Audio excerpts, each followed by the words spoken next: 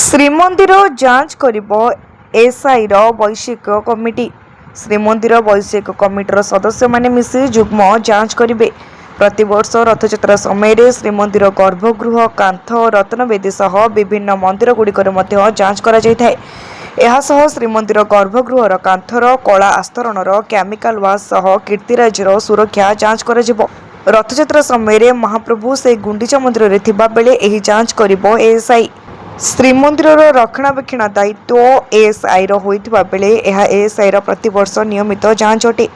ଯାଞ୍ଚ ଶେଷ ହେବା ପରେ ଏଏସ୍ଆଇ ଶ୍ରୀମନ୍ଦିର ପ୍ରଶାସନ ଓ ସମ୍ପୃକ୍ତ ବିଭାଗର ଅଧିକାରୀମାନଙ୍କୁ ନେଇ ଏକ ଗୁରୁତ୍ୱପୂର୍ଣ୍ଣ ବୈଠକ ବସିବ।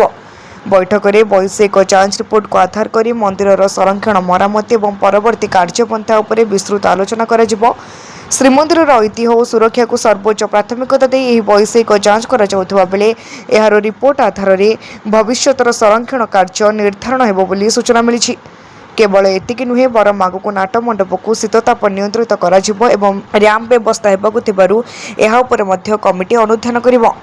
ଶ୍ରୀମନ୍ଦିରର କିଛି ଦିନ 10-12 ଦିନ ପାଇଁ ବାହାରକୁ ଯାଆନ୍ତି, ଗୁଣ୍ଡିଚା ଯାତ୍ରା କରନ୍ତି। ସେହି ସମୟରେ ସମସ୍ତ କାର୍ଯ୍ୟ ଶ୍ରୀମନ୍ଦିରର ପ୍ରଶାସନ ତରଫରୁ କରାଯାଇଥାଏ ଏବଂ ଏଏସ୍ଆଇ ଏହାକୁ ସମ୍ପୂର୍ଣ୍ଣ ଭାବରେ ଦାୟିତ୍ୱ ନେଇଥାନ୍ତି। କାହିଁକିନା ଖୁବ୍ କମ୍ ସମୟ ଭିତରେ ବହୁତ କାର୍ଯ୍ୟ ତା ଭିତରେ କରିବା କଥା, ଯେପରି ରତ୍ନ ସିଂହାସନର ଚତୁଃପାର୍ଶ୍ୱ ଏବଂ ଶ୍ରୀମନ୍ଦିରର ସୁରକ୍ଷା ଭିତରେ କିପରି ଭାବରେ ଚାନ୍ଦୁଆ ଲାଗିବ, କେଉଁଠି ତାର ଅସୁବିଧା ଅଛି, କେଉଁଠି ପାଣି ଦେଉଛି, ସମସ୍ତ ପ୍ରକାର ଏଇ 10-12 ଦିନ ମଧ୍ୟରେ କାର୍ଯ୍ୟ କରାଯାଇଥାଏ। ତେଣୁ ଚଳିତ ବର୍ଷ ଏକ ବଡ଼ ଚ୍ୟାଲେଞ୍ଜ ଅଛି ଯେ ଗର୍ଭଗୃହରେ କିପରି କାର୍ଯ୍ୟ କରାଯିବ, କେଉଁ ଭଳିଆ କାର୍ଯ୍ୟରେ ରହିବ ଏବଂ ଭକ୍ତମାନେ କିପରି ଭାବରେ ଦର୍ଶନ କରିବେ, ଜଗମୋହନ ଅଛି, ଏମିତି ବିଭିନ୍ନ ପ୍ରକାର କାର୍ଯ୍ୟକୁ ବର୍ତ୍ତମାନ ମନ୍ଦିର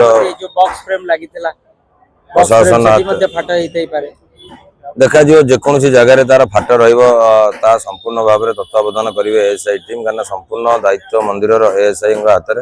ତେଣୁ କେଉଁ ଜାଗାରେ କ'ଣ ଦରକାର ହେବ, କେଉଁଠି ତାର ଲାଗିପାରିବ, ର୍ୟାମ୍ପ ଲାଗିପାରିବ, କେଉଁ ଜାଗାକୁ ସ୍ଥାନାନ୍ତରିତ ହୋଇପାରିବ, ସମସ୍ତ ପ୍ରକାର ତତ୍ତ୍ୱାବଧାନ ତାଙ୍କର ଯେଉଁ ପ୍ରୋଜେକ୍ଟ ହେଇଛି ମହାପ୍ରଭୁ ବାହାରକୁ ରଥଯାତ୍ରାରେ ଆସିବା ପରେ ସେ ସମସ୍ତ କାର୍ଯ୍ୟ କରାଯିବ ଏବଂ ଭିତରେ କିପରି ଯେଉଁ ଦୀପ ଧୂଆଁ ବାହାରକୁ ନିଷ୍କାସନ କରାଯିବ ଏବଂ ଭକ୍ତମାନେ ଜଗମୋହନ ଅତି ଆନନ୍ଦର ସହିତ ମହାପ୍ରଭୁଙ୍କୁ ଦୂରରୁ ମଧ୍ୟ ଦର୍ଶନ ଠିକ୍ସେ କରିପାରିବେ, ତାହା ମଧ୍ୟ ମନ୍ଦିର ପ୍ରଶାସନ ସଚେତନ ରହିଛି ଏବଂ ତା ପ୍ରତି ମଧ୍ୟ ସେ ପ୍ରୋଜେକ୍ଟ କରୁଛି କିପରି ଭାବରେ ଭକ୍ତ ଅତି ଆନନ୍ଦର ସହିତ ମହାପ୍ରଭୁଙ୍କର ଶ୍ରୀମନ୍ଦିରରେ ଦର୍ଶନ। ଭକ୍ତମାନଙ୍କର ସୁବିଧା ପାଇଁ ମନ୍ଦିର ପ୍ରଶାସନ ସଦାବେଳେ ସଚେତନ ରହିଛି ଏବଂ ଭକ୍ତମାନେ କିପରି ଭାବରେ ଦୂରରୁ ଦର୍ଶନ କରିପାରିବେ ମହାପ୍ରଭୁଙ୍କୁ ଅତି ଉତ୍ତମ ଭାବରେ ତା ପ୍ରତି ମଧ୍ୟ ପଦକ୍ଷେପ ନିଆଯାଇଛି, ଯେଉଁଟାକି ଶ୍ରୀମନ୍ଦିରର ପରମ୍ପରା ସାରା ବିଶ୍ୱରେ ଏକ ଭିନ୍ନ ଧରଣର ପରମ୍ପରା। ଏଠି ଯେଉଁ ନୀତିକ୍ରାନ୍ତି ଅଛି, ତେଣୁ କିପରି ଭାବରେ ସେ ର୍ୟାମ୍ପକୁ ପ୍ରତିଷ୍ଠା ସେଠି କଲେ ତାହା କୌଣସି ନୀତିକ୍ରାନ୍ତିରେ ବିଭ୍ରାଟ କରିବ ନାହିଁ ଏବଂ ତାହା ଠିକ୍ ସମୟରେ ମହାପ୍ରଭୁଙ୍କର କାର୍ଯ୍ୟରେ ମଧ୍ୟ ସହଯୋଗ କରୁଥିବ।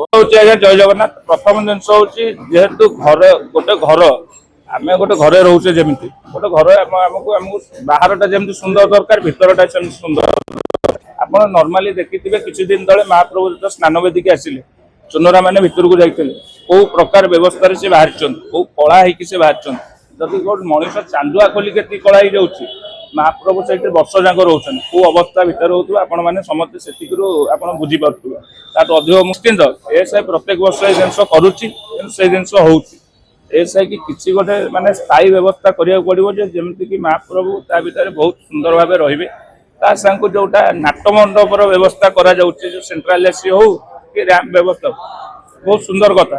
ଯେମିତିକି ଆପଣ ଆର ବର୍ଷ ଦେଖିଥିବେ ଗୁଣ୍ଡିଚା ମନ୍ଦିର ନାଟ ମଣ୍ଡପରେ ର୍ୟାମ୍ପ ବ୍ୟବସ୍ଥା ହେଇଥିଲା, ସୁନ୍ଦର ଭାବେ ଲୋକ ଦର୍ଶନ କରିକି ଖୁସିରେ ଲୋକ ଫେରୁଥାନ୍ତି। କିଛି ଦରକାର ନାହିଁ ଯେ ଗର୍ଭଗୃହକୁ ଯାଇକି ଆମେ ଦର୍ଶନ କରୁ, ବାହାରେ ଏତେ ସୁନ୍ଦର ଦର୍ଶନ ହଉଥିଲେ ଗର୍ଭଗୃହକୁ ଯିବା ଦରକାର ନାହିଁ। ସେଇ ଜିନିଷ ଯଦି ଆମେ ଶ୍ରୀମନ୍ଦିରରେ ଲାଗୁ କରିବା, ସେଇଟା କିଛି ଖରାପ କଥା ନୁହଁ। ନିଶ୍ଚିନ୍ତ କେମିକାଲ ୱାସିଂ କରନ୍ତୁ କି ଏସିଡ୍ ୱାଶ କରନ୍ତୁ, ଯାହା ବି କରନ୍ତୁ, ସୁନ୍ଦର ରହିବା ଦରକାର ଜିନିଷଟା, ଆଉ ସ୍ୱଚ୍ଛ ଭାବେ ରହିବା ଦରକାର। ଯେହେତୁ ଇଏ ହଉଛନ୍ତି ଆମ ଆରାଧ୍ୟ ଦେବତା, କୋଟି ଆମ ସମସ୍ତଙ୍କ ଆରାଧ୍ୟ ହଉଛନ୍ତି ସ୍ୱୟଂ ମହାପ୍ରଭୁ Shri Jagannath. Routine check normally କୋଉ ଜାଗାରେ ଫାଟ ହେଇଛି, କଣ ହେଇଛି, ପାଣି ଲିକେଜ ହଉଛି କି ନାହିଁ, ସେଇ ଜିନିଷଟାକୁ ସେ ଚେକ୍ କରିବେ ସ୍ପେସିଆଲି।